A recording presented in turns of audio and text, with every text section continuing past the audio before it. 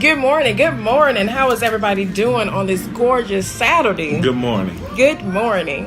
I'm Makeba Williams, Premium Lifestyle Strategist, and we are live at the gorgeous Whitley, a luxury collection. I'm here with my phenomenal client, who is William Amos with Premier Education Consulting. And how y'all doing this morning?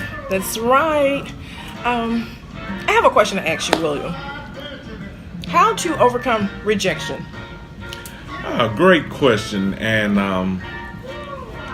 overcoming rejection is something that you're going to have to encounter your whole life. And understanding how to deal with rejection is going to be one of the cornerstones of being a successful person in life. So when we start talking about rejection, the best thing to first do is always have a backup plan. And a lot of people say, no, just go straight in and have just what you want to do. And if you have a backup plan, that means you're setting yourself up for failure. But no, understand rejection and failure are not really rejection and failure. It is just a stepping stone to the next great thing that you're about to do. It's just a redirection from the original path. It's just like if you're driving and the road is closed, you don't turn around and go all the way back home. You go to the next road that's actually open to get you to your final destination. So when you're getting rejected, it's just like a road closure. All you're doing is redirecting yourself to a different way. Yes, it may take longer. Yes, it may be a little bit more harder. But at the end of the day, you're still getting to this end point. And with us talking about rejection, let's talk about our young scholars who are getting ready to graduate from high school. When they apply to these different schools, as I emphasize, it's good to apply from anywhere of 3 to 5 schools. And obviously, every young scholar has this awesome school they want to go to, the number one on their list. Okay, so we're applying there, but we're also applying to at least 2 to 4 other schools. Why? The exact subject we just talked about, rejection.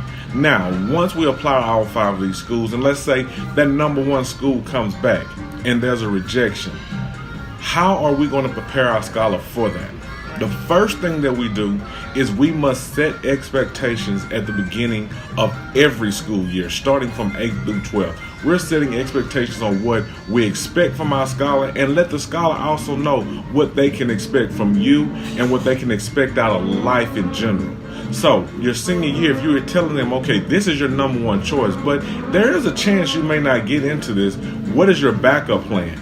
Now, we're not being negative, as a lot of people will say. What we're doing is we're being proactive on different things in which you have to encounter. True. I'm a project manager, and I have to do risk and analysis.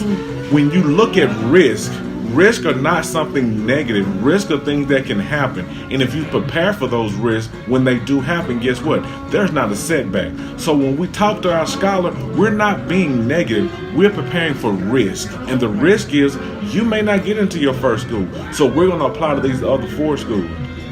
And when you apply to these other 4 schools, that's your backup. So now, back to the current state. They get rejected from this first school. Obviously, they're going to be down, they're going to be out, they're going to be really upset about it because that was their dream school.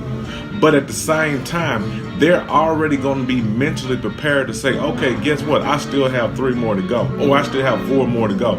And when that second one comes in and they get accepted, guess what? The excitement, the enthusiasm is going to be right back in them. But if you're not preparing your scholar for the rejection of maybe not getting into their first school, it's not their fault when they can't figure out what's the new direction. It's your fault because you are the parent. You are the leader. So you must lead and they follow by example.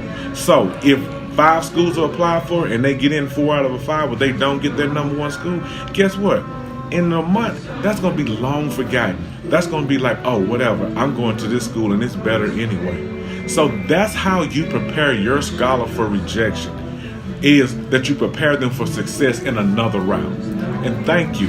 And this is just one tidbit that my course is going to offer about getting your scholar ready for college. Absolutely. Because we are in the business of getting as many young people, not just into college, but finishing college. Right. Thank you.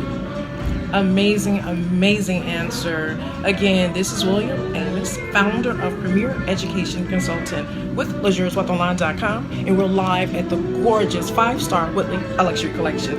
Thank you so much. Thank you very much.